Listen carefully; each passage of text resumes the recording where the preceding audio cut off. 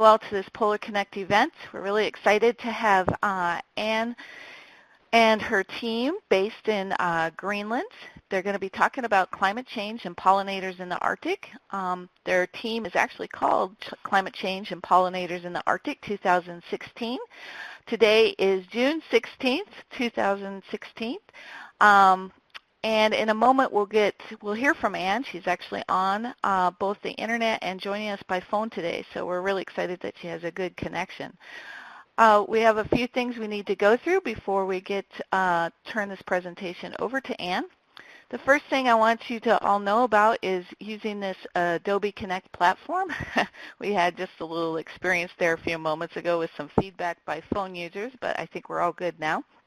You'll have noticed I've turned off the microphone for most of you. I'll turn it back on at the end when we can ask questions.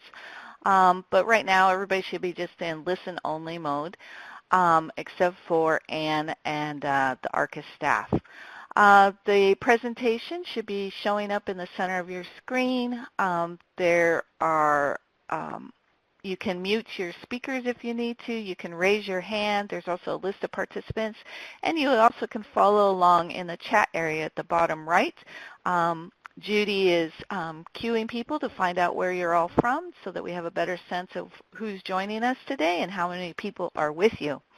That is also a great spot to post your questions. And just as I just mentioned, we do want to know who you are. I know many of you registered already, but if you can, please type in the chat box who you are, if you're just by yourself, if you're with a school or institution, and who's with you, so we get a sense of who joined us today, and then we can share with the team. A few more things before I turn this over to Anne. So Anne is part of a program called PolarTREC, Teachers and Researchers Exploring and Collaborating. This program is run by a nonprofit that ARCIS works with. It's called the Arctic Research Consortium of the United States. It is a nonprofit, and we have offices in Washington, D.C. and Fairbanks, Alaska, as well as virtually. PolarTREC itself is funded by the National Science Foundation, and it's a professional development program for teachers from around the United States. We've been running it since 2004. We out with both Arctic and Antarctic scientists, all disciplines, to the polar regions, and they work with them in the field to get hands-on experiences. And that's what Anne is doing. She's part of our 2016 group of teachers that's in the Arctic and the Antarctic this year. We've already had one teacher that was in the Arctic, and we have a whole slew of teachers that are headed out to the field this summer and also during the school year or the winter to Antarctica. So be sure to check out not only Anne's expedition, but all of the PolarTREC teachers. And there's also a bunch of resources we'll share with you at the end. During the presentation, we ask that you just type your question in the chat box. If you joined us by phone, please mute your phone, *6 to mute and *6 to unmute. And if you get feedback issues later on, you just need to make sure your computer is muted. At the end of the presentation, we'll ask you to raise your hand. We'll activate your microphone and then let you ask your question live. There are a lot of us today, so probably the best way to handle all of the participants is actually to type your questions, and we will relay to those questions to Anne as we go along. With that, I'm going to turn this over to Anne and have her introduce herself and her team, and we'll get started that way. So Anne, just say hello and cue me when you need slides changed. Will do, and you can hear me fine? Excellent. You're coming in loud and clear on my end, and we'll find out from the audience. They can type in a thumbs up or thumbs down if they can't hear you. Okay, if there's a problem, people let me know. So thank you for joining my PolarConnect. I'm pretty excited to do this, and I'm pretty excited to hear from those of you whose names I recognize there. That's pretty cool. So Janet introduced my project. I'm working with Christina Banowitz, who is a graduate student at Dartmouth College, and I'll have a picture of her in a little bit, but if you hit the next slide, there we go. So we're in Greenland.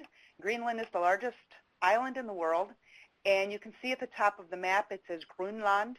This is a Danish map because Greenland is a territory of of Denmark, and it is just east of Canada.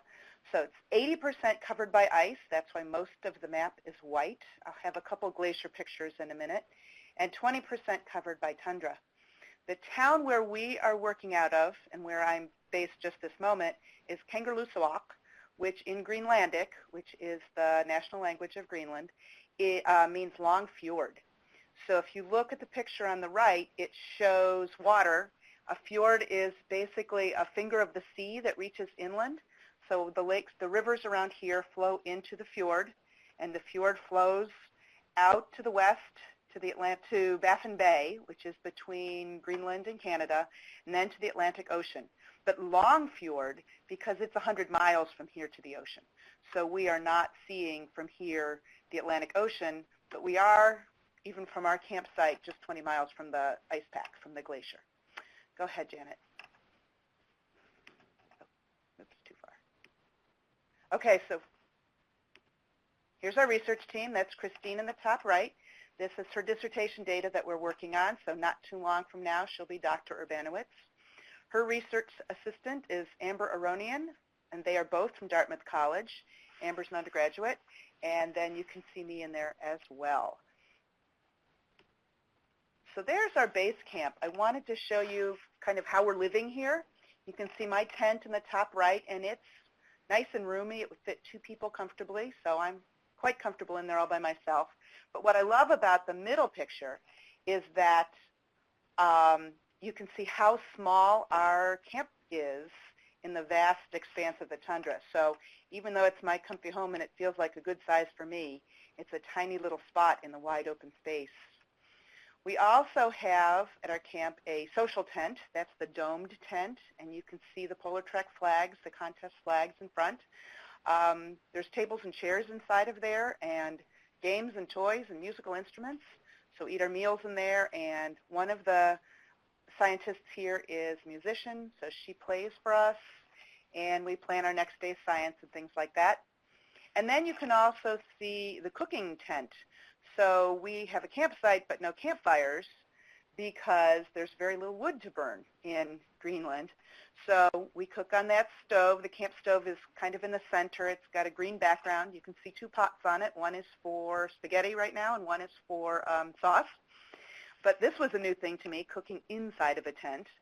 The tent is designed for that, and it has a vent. So behind the stove you can see an opening, and that's what vents the exhaust to the outside so we don't breathe in the carbon monoxide, because that would be problematic. So that will give you an idea of how we're preparing food and where we're living. Our meals for breakfast are sometimes oatmeal or cereal bars or things like that. The coffee drinkers get their coffee, heat up on the stove there. Lunches are in the field, so peanut butter and jelly or sausage and cheese on tortillas, because tortillas are more durable than bread, cereal bars and things like that, and then we cook our dinners. So that takes us to some beautiful pictures of the ice. I took these from the plane on the way in from Denmark. On the top picture, the dark blue on the right side is the Atlantic Ocean, and you can see flecks of white in the ocean. Those would be bits of ice, icebergs, things like that have broken off of the ice sheet. And then on the left side, I love that arrow. That's nice and helpful. On the left side of the screen, you can see peaks that are peeking out of the ice and snow. But then when you look down on the right, we've made it at that point out over the ice sheet, and it looks as white could be as far as you can see. That ice has been on Greenland for over 100,000 years, building up deeper and deeper, so it's a couple of miles deep, thick. It's the largest ice sheet in the world, second largest ice sheet in the world. Antarctica, the ice sheet on Antarctica is the larger. And I would recommend, if you want to see what it looks like up close, that you go to PolarTREC teacher Kelly McCarthy's journals. She just came back last month, and she flew with NASA's Operation Icebridge down low over the ice, so you can see the topography, the shape of the ice, and the melt pools on top and things like that. They're quite spectacular photos that she took. But we are not, I haven't made it to the ice sheet yet. I'm hoping to. I've been near it, but not on it because we've been very busy. So we will talk about what we're actually doing here. So we're working on the tundra. Biome, the idea of a biome is 7th grade science in Ohio. I don't know what it is for you kids in other places. But a biome is a region of the world that has certain characteristics. So the tundra biome is characterized by having no trees. That's the most obvious thing. There are no trees at all. That's because it's cold. There's not a long growing season for trees. Here the ground is frozen, so there's not very much room for roots to grow. So plants here are very small. And that's why I put the picture in the top right. Those beautiful flowers are called Kangerlussuaq or river beauty, but that's the national flower of Greenland. The pen on the left side shows you how big that plant is, or really how small it is. It's small, and that's all the tundra plants are small-sized things close to the ground. And then you can also see on the left side there in the bottom left a caribou and a muskox. So those are animals that live here. There are also Arctic foxes and Arctic hares and lots of kinds of birds. It's not a very big and it's not a very diverse ecosystem because of the cold, because it's a short growing season. So that will take us to what we're actually doing here. So we're looking here at the blueberry plant, Vaccinium oleaginosum. So you've eaten blueberries at home. This is the same thing, but it's really tiny. So that pencil on the top will show you about the size of a research site. There's very small in the corners, 3 little red tabs. You might or might not be able to pick them out. 2 are at the top and 1 is in the bottom left, and then the 4th one is under the flower picture. But those mark out one of Christine's research sites. Each site is just 1/4 of a meter square. The pencil will show you 8 or 9 inches on each side.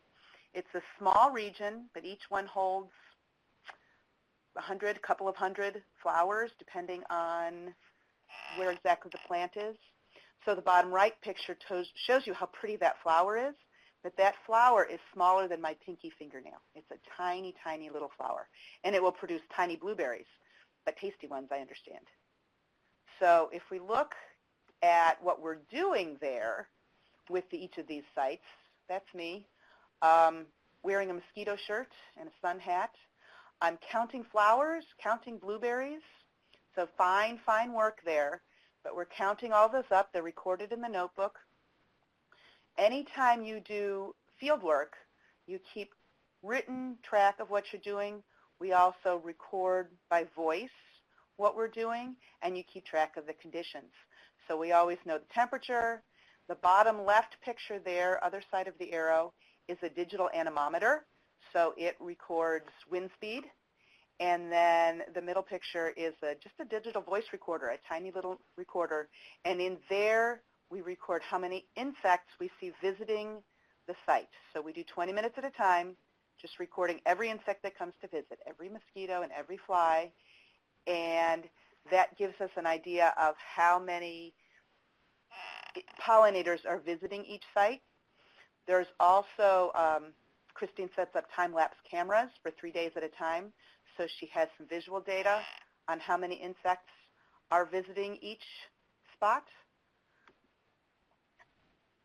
So we're doing that because we want to know how these plants are getting pollinated and whether the pollinators are doing a good job.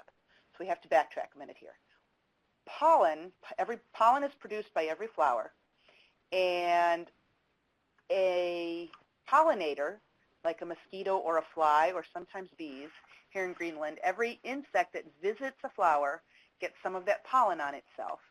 And when it visits another flower, it delivers the pollen. So pollen is necessary to fertilize the seeds so that the plant can reproduce, so that it can make more plants. So insects accomplish that task, but we can do it too for research purposes. So what you're looking at in this picture is Christine's hands. She's holding just a little tube, and that's just to hold on to the pollen. There's a little tube. There's a green loop there. That's just tape.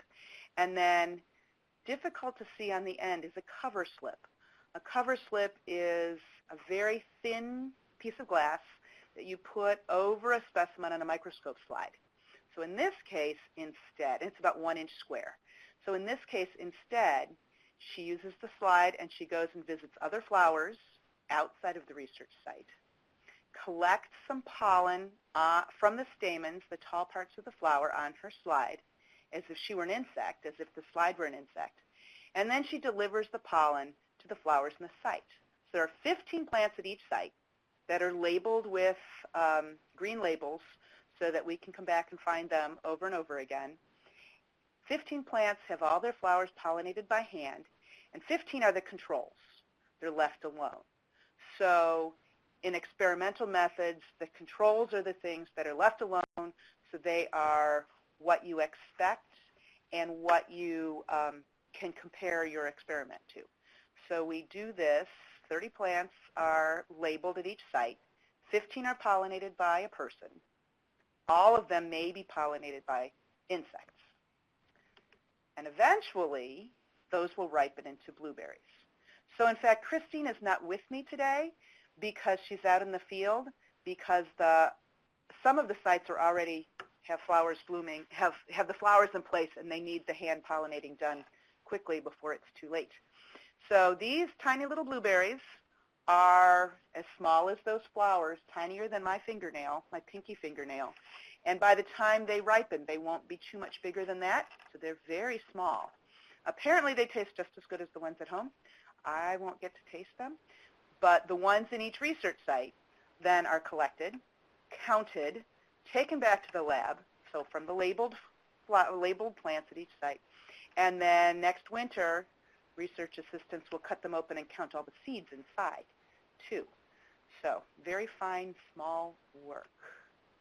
Hey, Anne, I just got a question that came up while you were talking, and it came from Janine.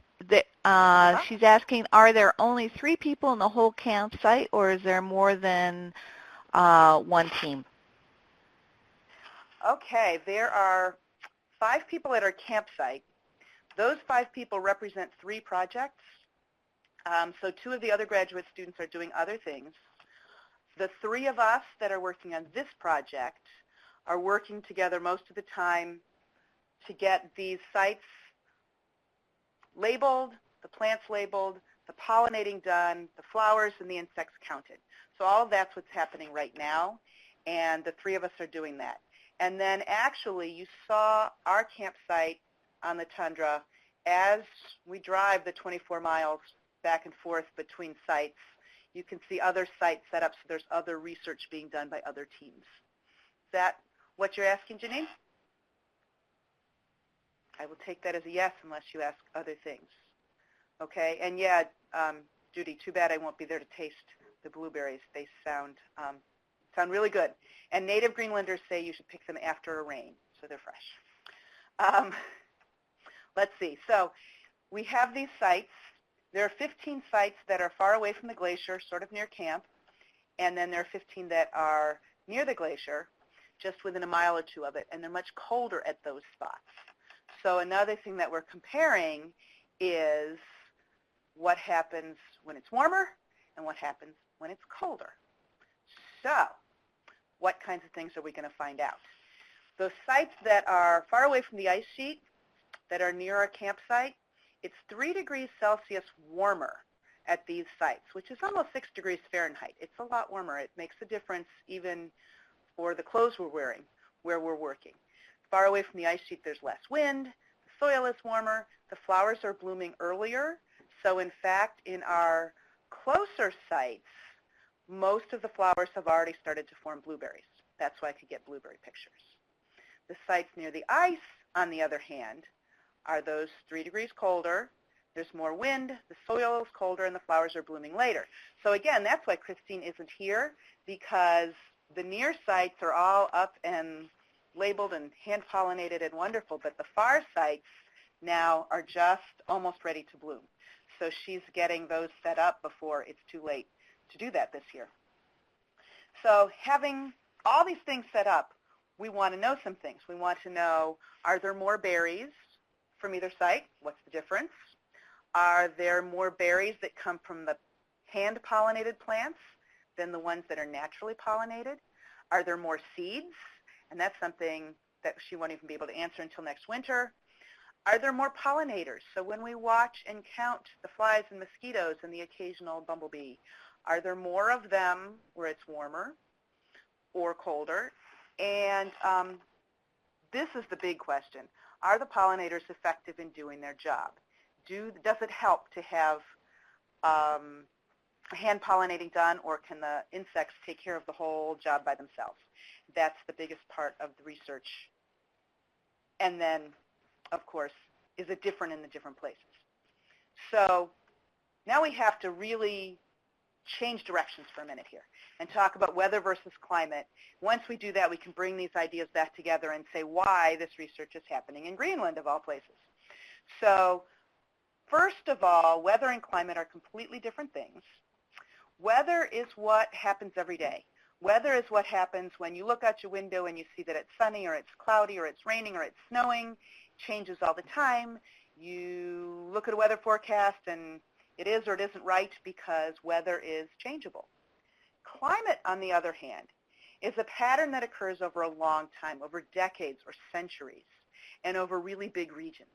So we can say, for example, that the Northeast United States has cold winters and hot summers and plenty of precipitation.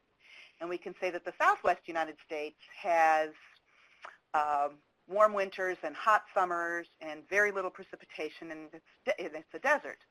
So that's what climate is. Climate is the big picture, and weather's the day-to-day. So when we talk about climate change, and remember that's the title of this project, when we talk about climate change, we're talking about long-term changes over a whole region, not what happens today or tomorrow.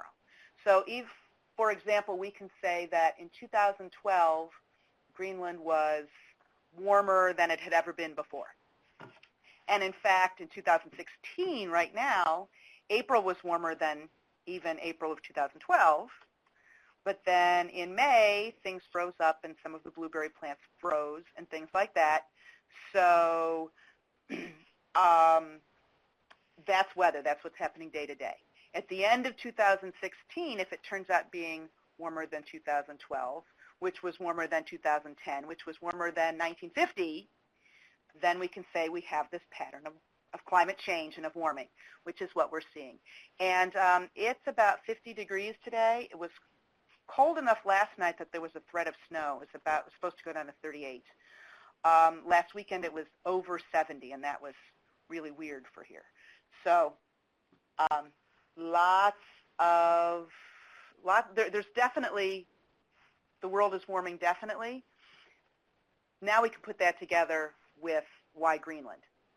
Staff, is 50 degrees normal? 50 degrees is pretty normal for Greenland, Western Greenland this time of year. Yes, absolutely. It's supposed to be 50s and 60s as far as the forecast goes so far, so that would be normal and much more normal than last weekend, which was over 70. All right, so why the Arctic? The temperature in Arctic regions is increasing twice as fast as the rest of the world. So we know that the world's temperatures all over are warmer than they were 100 years ago, 500 years ago. But in the Arctic, the temperatures are increasing much faster. So this part of Greenland is predicted to warm 3 degrees Celsius in the next 70 years. That 3 degrees should ring a bell for you. That's the difference between Christine's warmer sites and her colder sites. So what she's doing here is looking at what conditions will be like in this whole region in 70 years rather than what conditions will be like just in this small de-iced part of Greenland. So what that does is give us an idea about how change is happening, how the plants and the insects are responding, and maybe that gives us a way to look at how the conditions are going to change around the world, make some predictions, have some understanding of what to expect around the whole world as it warms up, because we're seeing things happen first this far north. So what kinds of things could we be talking about?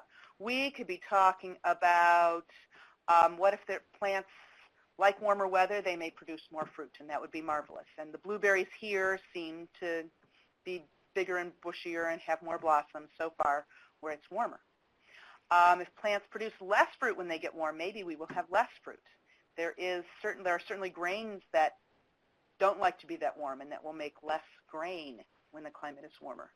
Some plants prefer a cooler climate, so they might not survive at all. Some plants prefer a warm climate and might do fabulously well. Some pollinating insects prefer a cooler climate. Those might not survive. So then, if we have food plants that need pollinators but we don't have pollinators, then we have problems with how plants get pollinated at all.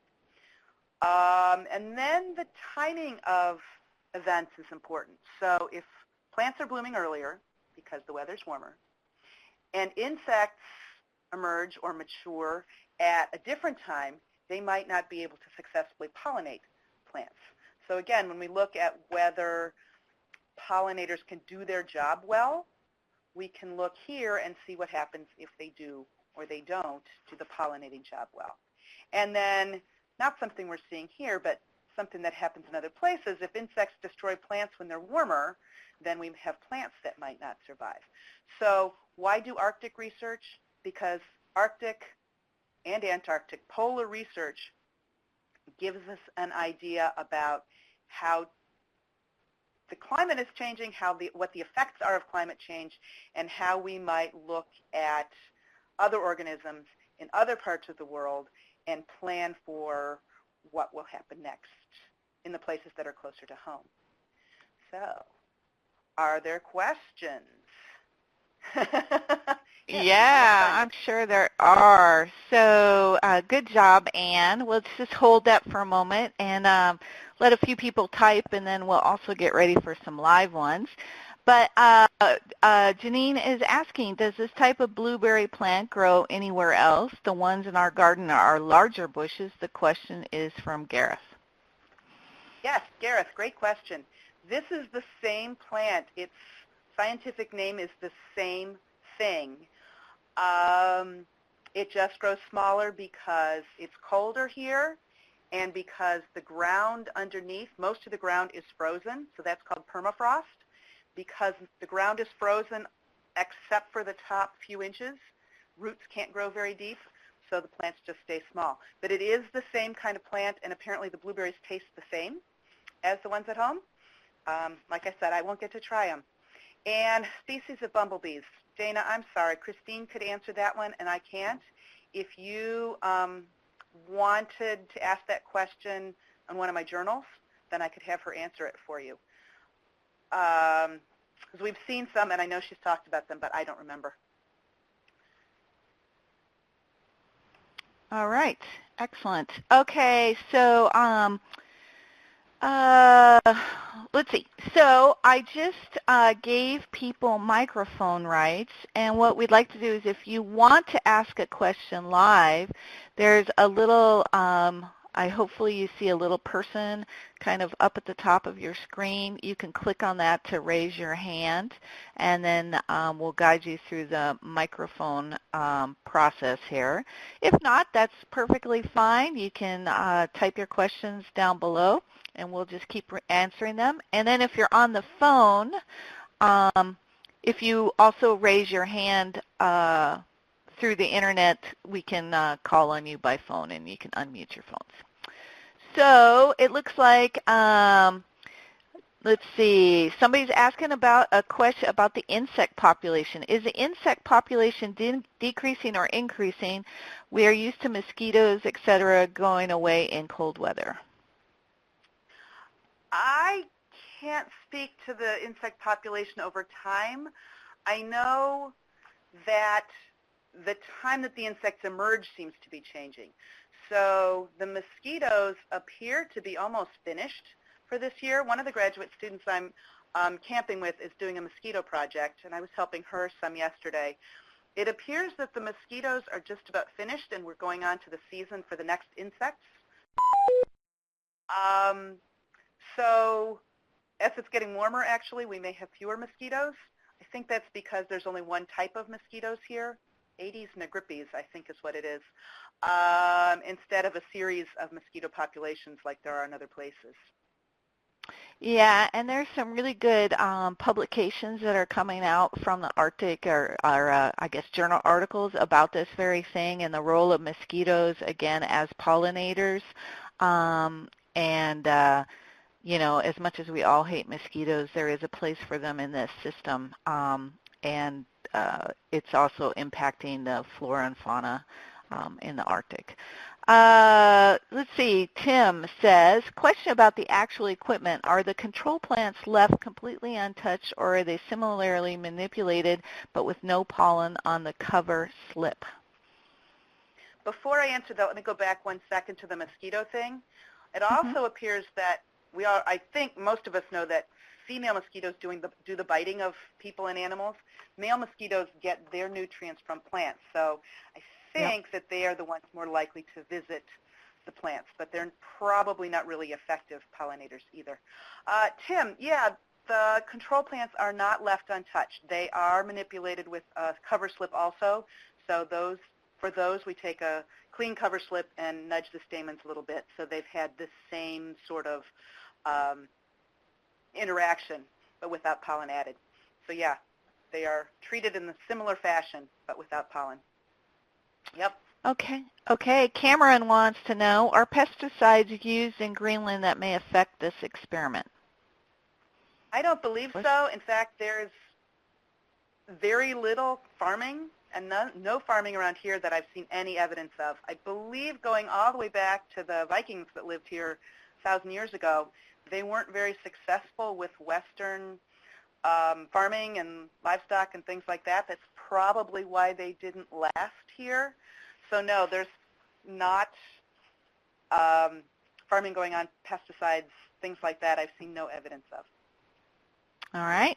Judy asked this question. I think you kind of answered it already, but she saw from your journals that there are many flies that are pollinators. Are you seeing many different types of bees? Not very many different types of bees. I've seen very, very few bees. I know that actually is a big interest of hers, and she's also working on a bee project in conjunction with somebody else. So she's looking for them. We have not seen very many at this point. We've seen lots of different kinds of flies, but not a lot of different kinds of bees. Okay. Aiden is asking if you had to pack any specialized gear. Oh, I'm glad there's camping questions too. Mostly I pack warm things. The gear, like the cook gear and the things like that, those were provided for us by CPS Polar Services, the tents as well. I actually have 2 pads under my sleeping bag instead of 1 because the ground is very cold here. So I'm appreciating that. The scientist who's studying mosquitoes has big, thick muck boots for getting in the edges of the wetlands and things like that. Mostly I packed warm things, but I had a pretty tight weight limit coming in from Europe. So I have 2 pairs of pants and a lot of pairs of socks and a couple of shirts and lots of jackets and hats. And the weather varies quite a bit, so you kind of have to be prepared for everything. And how often do you get to shower and do laundry and all that kind of stuff? Once every week to 10 days, I can shower and do laundry. So nice. Yeah, we're nice.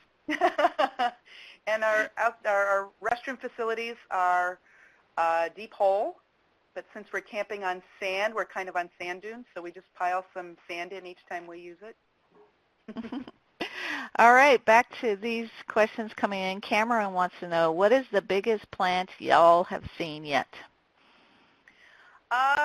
There are willow plants. So if you know what a pussy willow looks like in the United States, it's the same plant. It's salix, but usually smaller. Those ones down far away from the ice, kind of in a protected valley, those might be over my head. They might be 5 feet tall. The ones up by the ice are just stretched out along the ground. So the branches are even a couple feet long, but they're crawling around on the ground instead of being standing up tall. The interesting thing is that in the 1970s, somebody tried to plant a forest here. It's down low, away from the ice, and they planted a bunch of different kinds of evergreens and birch and aspen and a variety of other trees. So that was 40 years ago, and the tallest trees in there might be 10 feet, and of those, there might be 40 of them in a whole, something called a forest. In other words, it has not been successful. Trees just are not doing well here. So plants can be wide, but not very tall. All right. So let's see. Mary Beth is asking, I know you did a lot of preparation for this trip. Has everything been the way you expected, or have there been surprises? One surprise is the fact that there's sand everywhere. I feel like I'm camping on a beach. You know how sand gets in everything? There is sand in everything. So that's been a surprise. The research itself, the work itself, is probably more tedious than I expected. It means very fine, like you saw me lying on the ground, counting teeny, teeny little things. Hours worth of work that is very, very small, tiny, careful work with paying close attention to close details. So it's much more detailed than I expected. And then I knew that there was going to be daylight all the time, but it's really weird to go to sleep in your tent with it light out, to wake up in the middle of the night and it's still light out, to get up in the morning. You don't have much sense of time at all. I've learned that if it's the middle of the night and I wake up and I'm cold, it's probably before 4 o'clock in the morning. And if my tent is heating up, it's probably after, because the sun is brighter at that point. So that's been unusual. That's the point about camping too, Aiden, is wearing a hat when you sleep is absolutely necessary. So a nice warm hat in the sleeping bag. And I know you camp some. That's something you should keep in mind. If it's even a little bit cold, wear a hat when you sleep. Great advice. You kind of just touched on this for Stan's question. He said he came in late and he apologizes, but he goes, are you far enough north to be experiencing 24 hours of daylight, and how has it affected your sleeping in the tents? And you can add on to that if you want.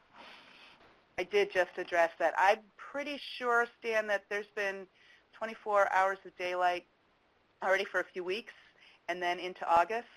So the longest day of the year is June 20th, and you'll be in the Arctic for the longest day of the year too, right?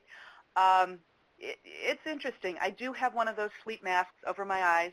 It helps a lot for not waking up and seeing light, but if it falls off, then it falls off. Sometimes I find it down around my chin instead of up on my eyes.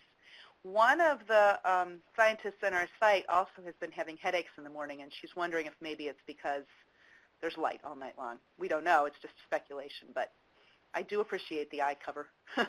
Yeah, eye covers do help. Okay, Debbie wants to know, how did you get involved with PolarConnect? I think she might be also referring to PolarTREC. So. Oh, that's great, Debbie. I am on a listserv from NOAA, that's National Oceanic and Atmospheric Administration, and I saw an application to apply, so I did.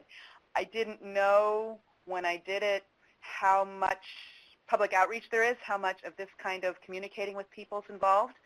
It's really exciting, actually, to feel like people are learning from what you're doing, so that's really neat. That's how I found it in the first place. And I can say that most of us at our orientation last winter said kind of similar things like, oh, I thought it would be interesting, but wow, this is so much more than I thought it was going to be. It's such a bigger experience than I ever imagined it would be. So if you're thinking about applying, do apply.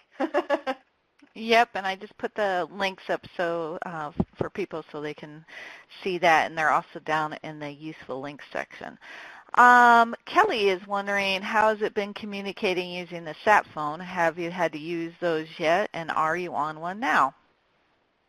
I am not on one now. I'm in the science station in Kangerlussuaq right now using a telephone and a laptop that look just like what everybody else is using. And in fact, I called in an 800 number just like you. So those are the same. The sat phone, the satellite phone, oh my goodness. Um, days and days and days of practice at home, and I'm good using it. The first day I got here, I sent my journal and my photos, no problem, with about 4 minutes per email. So 4 minutes for each picture and 4 minutes for the text. The next day I could send a couple things and then they wouldn't go. So very uneven using the satellite phone. It's been kind of hit or miss. We use one every morning to call in to the office at CPS to tell everyone that we're fine so that everybody knows we're okay. But for sending emails and stuff, it's been kind of frustrating and unwieldy. And I haven't had to too much this week because preparing for this, I've been in the science station quite a bit. And also, there was a bridge out for a while, so getting up to the research sites was a problem. So I spent some time here. So that took a little bit of the pressure off. And then I have written some things ahead so that I'm not too panicky about communicating when I'm out in the field. Good question, because you didn't take one. You were in science stations most of the time, right? Yeah, she was. Although some of the science station communications were a little bit iffy. Okay, Judy wants to know, will Christine try to continue her research once she is done with her PhD? Yes, I know that she is particularly interested in bees, as I said. That would be a question better answered by her, and she's not here to do it, but yes, absolutely. All right. Dee Ramirez would like to know, Carly would like to know if there are many animals around your campsite. We have seen a muskox near the road, very near where we're camping. That's that big furry guy. Yep, that one. We've seen a muskox. We've seen more of them up by the ice, but some of them down here. I haven't seen a caribou near the site, but I've seen caribou poop, so they've been around. The Arctic hares we see quite often. They're huge, huge, and they're the biggest rabbits you've ever seen. We see them all over the place. And apparently sometimes the Arctic foxes dig up the latrine, although I haven't seen that happen lately. So they're around. We haven't seen all that many of them. We see lots of small birds. We see ravens, which are quite big birds. So some around us. All right, and that kind of answers Jennings' question about what types of birds have you seen, and are there any you want to see? Oh, I want to see a sea eagle. We saw one at a distance, sea eagle, but I haven't seen one up close yet. Cool. And then Bill asked, within the warmer and colder general areas, how were the specific plots chosen to observe? And then I think Tim is, before you answer that, Tim is trying to ask a question live, so we'll see if we can. Oh, there he is. Is that Tim? That is. I think I got it figured out. Can you hear me? Yes, we can. Go ahead. Oh, great. Hey guys. I wanted to know about the permafrost there. You're in a really sandy soil environment. Does it freeze solid during the wintertime? And how does the permafrost depth vary close to the ice versus far away from the ice? That's a great question, Tim. I can answer it a little bit, and then we're doing more research next week. Yeah, definitely the permafrost. So permafrost means that the ground is frozen solid year-round, and only the top few inches, it seems really shallow, thaws. Now, I don't know how much will be thawed by the summer, but it's still not going to be very much. We're investigating soil a little bit as burying something for someone else's research project. Up near the ice, it was 4 centimeters till we hit solid ice. So there was 4 centimeters of soil before solid ice. Very, very shallow. Last night, another scientist did a core sample, and she only got about 6 inches. So that's in centimeters, like 18 centimeters of loose soil before she hit ice. So there's definitely, the permafrost is definitely very close. And again, talking about limiting factors for plants, roots can't go very deep if the ground is frozen solid. So again, limits the size of plants, and the plants stay small. But yeah, we're absolutely hitting permafrost very, very close when we start to dig. Thank you. Excellent.